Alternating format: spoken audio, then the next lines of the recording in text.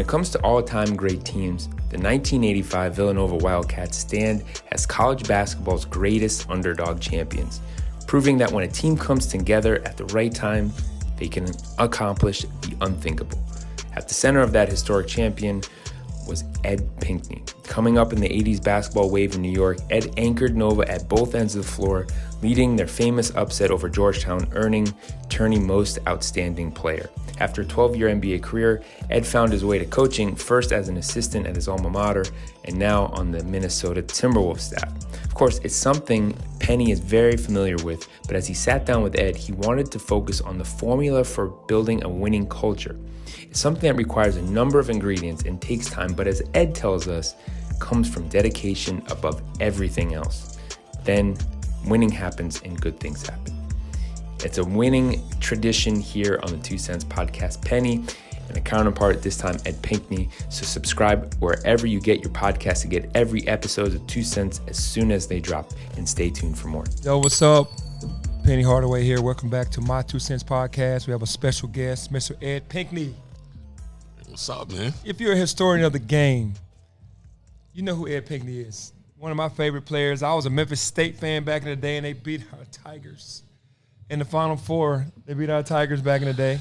Yeah, you know, and Dwight Boyd is on staff here. I saw Dwight Boyd on the way in. He gave me an earful. I know, right? But I got to tell you, I mean, it speaks to Memphis basketball around the city, because everywhere I go around here, they do not forget. Man. They don't. You was a bad boy, though. Y'all had it locked in. They had that team chemistry. Now, obviously, you with the Rockets, you get Jalen Green, a kid that we recruited really hard that I saw for like 2 years straight. Had John Wall. Now it's the kind of the Jalen Green show. It's like that. You know how that works? The next person that comes in is his show. Jalen Green. Let's talk about Jalen Green and being with the Rockets. No, it's been great to be with the Rockets and stuff. We're starting all over from James Harden. Yep. And Jalen Green's going to be a big part of that. He's a dynamic player, as you know, really good scorer. Had some great plays just a night ago against the Washington Wizards. So we're expecting him to be the next great star in Houston. Yeah. Now talk about your other experiences, from college experiences as an assistant to the other jobs that you had. How has that been?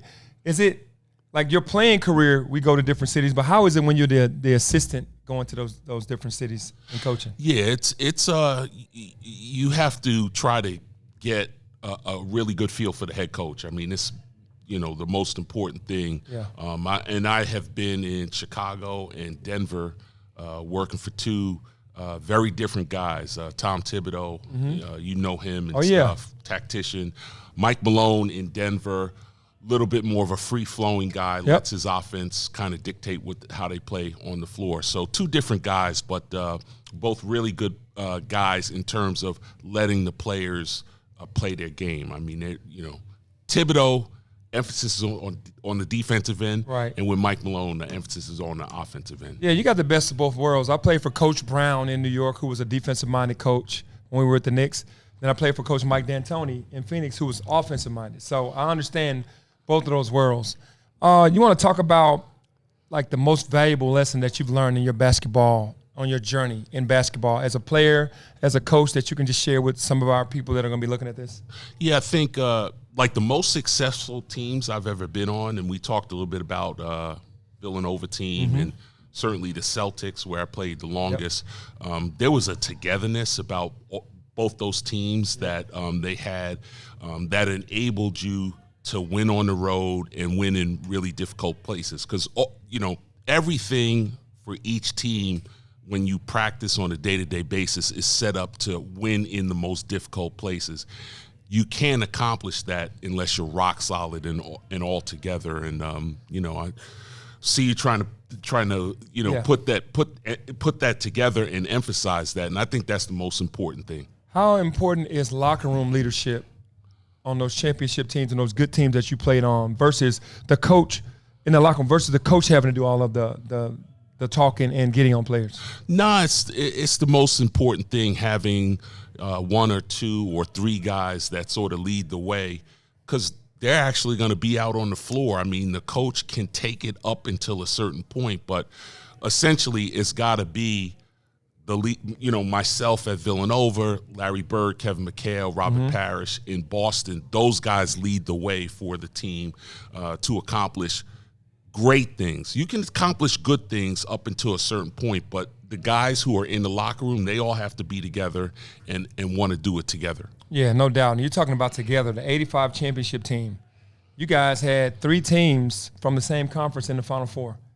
How are you guys feeling about that first? And secondly, to play Georgetown, the mighty Georgetown, over small Villanova. You played them during the season. I don't know what the record was during the season. Talk about both of those. They destroyed us, by the way. I'm just saying, the mighty Georgetown. If you don't know, Patrick Ewing and those boys, they were the beasts of the East. So how was that during that 85 tournament? No, it was at that time, something we all carried around with pride, having 3 teams from the same conference. Yep. And it was real competitive because everybody was from around the same area, New York, Boston, D.C., so it was really competitive. And, 20, 30 years later, you go different places. And, again, you mentioned Memphis State, which was the other team that was in Yes, they that. didn't even put them on the magazine. They had you guys on the magazine. I don't think Memphis State got on the magazine. It was like a Sports Illustrated. Well, Memphis State at the time was constantly ranked in the top. I mean, they were, one of the top teams in the country and stuff, and they were in that tournament as well too. And it wasn't the field of 60; it was only 30 teams got in there. So it was really difficult to get in there and stuff. Yep. But no, it was a lot of fun. I just saw Patrick a little while ago. He's in the business as well too, coaching and stuff. And we compare notes, about different players and stuff. So it's a lot of fun. But that for Villanova, because Villanova is now taking another step with Jay Wright. Yes. And, they're year in and year out a really tough team. But it's a source of pride for all of us. So can we argue that the 85 team, was that win was the greatest win in NCAA history with your team beating Georgetown? Can we argue that? It is definitely an argument. It's an argument. I mean, but there are other, Danny Manning's team with Kansas. Oh yeah, Kansas. There's a lot of teams, but obviously, our group, we feel that it was definitely a fantastic win for us. Yep. How did Coach Massimino make that group buy in? Was it hard for him to make it buy in, or were you guys already locked in because you knew what you were getting from Coach Massimino? You know what? I would say it goes back to leadership because the group, we had a senior-laden class that year, but we all learned from the class before us. We had some cats that were great leaders, man. Stu Granger, John Pinone, Mike Moquin. That was the class before us, and they taught us a lot. That's awesome. They were hard playing. They didn't take crap from anybody. And then when you went on the road, those dudes were like out to, just kill, man. They loved to win on the road, man. Right. And they all that was all set up in practice. We would practice real hard. So. And that's a totally different animal. Most guys can play at home, but most guys can't play on the road. Hostile environments, that's when you know you have a great team. You can go on the road and beat good teams. That's what it was all about, man. Those dudes, like when we first came in, man, they were like, listen, this is our house. We got a small place. We play hard. Our fans support us. But when we go on the road, we got to take this thing to a whole nother level. Yep. So we got to practice like we play on the road. Yeah, so what was your ranking? I mean, not your ranking, but your seeding going into the NCAA Tournament 85, and what was the mindset of the team? Was it one game at a time, or we have something to prove? We don't care who we play. Our seeding was 8, so Okay, we're you're the 8 lowest seed to ever win the tournament, and the feeling was one game at a time because we had great experience in the tournament from that previous senior-laden class, and we took it one game at a time. Played some 3 number 1 ranked teams, but the one team we felt probably the most comfortable with, which is unusual to say, was the number 1 team in the country at the time, was Georgetown. We had seen them 3 times before. They beat the crap out of us, so we knew, if we did this 1 or 2 things extra in this one final game, it's only one game. It's not 3, 4, 5 game elimination, but it's just one game we could possibly win. Yeah, no, that was actually a beautiful thing. I actually watched that Final Four because of Memphis State being in there and watched the championship game, and I was in awe. But I wasn't in awe like it couldn't happen, because it can on any night you get hot, you have a great game plan, you stick to the game plan. We saw that with the NC State win, For sure. NC State, NC State win was huge as well. Yes. So you saw that they were, and Jim Barbano was running all over the court. Rest in peace to him. But it's always in that tournament, the names don't mean anything, and we're seeing that in today's game. Like, if you don't bring it, you don't have the mentality and the mindset to go out there and handle the situation, stick to the game plan, don't deviate, then great things can happen. Talking about this era now, what do kids need to know in your mindset to make it in this game, in today's game? Well, I think they know you got to work hard. I think they know you have to study how to be great. And I think the things that are kind of left out are playing together, the togetherness you need to accomplish something really great. Mm-hmm. Individual goals, I think they got, a lot of the young players have that covered. But to accomplish something great, and you see a lot of the veteran players in our league, the Steph Currys, now James Harden, Kevin Durant, all these guys, LeBron James, they understand that. All right, let's take a break to talk about our good friends at Candid. Believe it or not, the holidays are right around the corner. And when was the last time that you got a gift that you really wanted? You always end up buying the gift that you really want yourself. Well, this holiday season, give yourself the gift that you've always wanted, a better smile. And our friends at Candid can help. While poorly reviewed or insanely priced clear aligner companies use general dentists, Candid only works with orthodontists who are experts in tooth movement. With Candid, the same orthodontist who created your plan can track your progress so you never have to wonder how you're doing. You can book an appointment at a Candid studio near you or do everything from the comfort and convenience of your own home. The average Candid treatment is just 6 months. You'll start seeing results way before then, and it costs thousands less than traditional braces. And with your aligner treatment, you'll get a Candid teeth whitening kit for free. So treat yourself to the gift you've always wanted, a straighter, brighter smile. Right now, you can start from home for just $15 with a Candid starter kit, or you can book an appointment at a Candid studio near you today.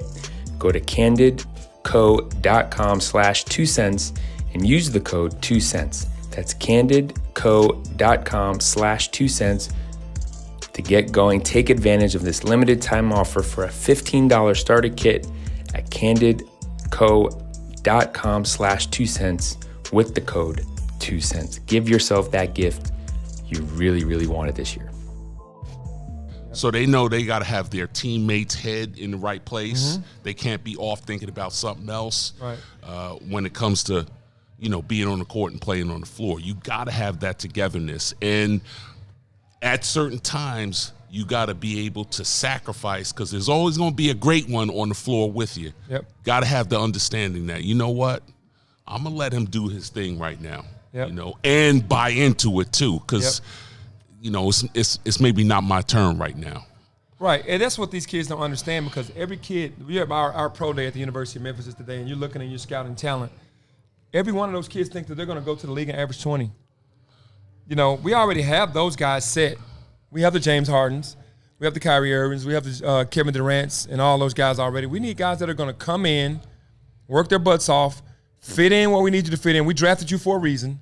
We drafted you, to play this role, and then maybe later on you can show us and prove to us that you can do more. Right. Just talk about that, because you're here today. What do you look for in players? That's not really a superstar that has that name. What do you look for? Well, the ability to do exactly what you said, and you find that out by watching them play on the floor. If they're going to be willing to make an open pass, it's really a lot of simple things. Making an open pass to the open guy, giving yourself up on a defensive end to make a special defensive play. Those are, we call them winning plays, and those are plays that players that you want make on a consistent basis. The more consistent play that you see of a player doing that on a game by game basis, those are the kind of people we want. Obviously, there are the elite superstar people. They stand out without a doubt. I mean, you were you were one of them. There are a lot of those players, but each level, each rung you go up, you're gonna have to give a little bit of yourself if you're not one of those guys to maintain your status in the league and play a long time, because everybody wants to play a long time in the league. And what I'm hearing is patience. If it's not your turn, work your butt off, keep your nose to the ground. Yes. And the staff will say when you're ready. If they haven't said when you're ready yet, keep grinding. They see the potential in you. They're working with you, but they'll let you know when you're ready. You'll start getting some minutes. You'll start seeing some things turn around in practice. You'll start seeing, okay, give them a couple more minutes. So the patience is what I hear from that. Well, yeah, it's patience and buying in and trusting 30 years of experience on your staff, 50, 60 years of experience on and off the floor. That's tough to beat. Right. I mean, I'm watching your staff, and I'm like, there's literally close to 100 years of basketball experience. I mean, Rasheed Wallace has a lot of experience on and off the court. Yes. I mean, there isn't anything he tells you that you should shake your head at. Right. I mean, nothing. Right, for sure.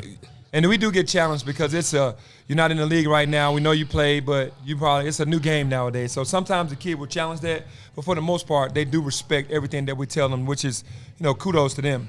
What do you wish that you could take from your era, our era? I mean, you're a little older than me, that you could give to this era of basketball players? Man, just overall toughness, man. I knew you were going to say that. Just toughness, man. I knew that was coming because that's real. Yeah, it's real, and it's this thing that we see the least. The talent is unquestionable. There is no doubt that there's talent across the board around the country. But overall toughness is something that I look for when I go out and I watch players, and it doesn't always come from the most talented player. It comes from other people you don't really expect. So I always look out for that.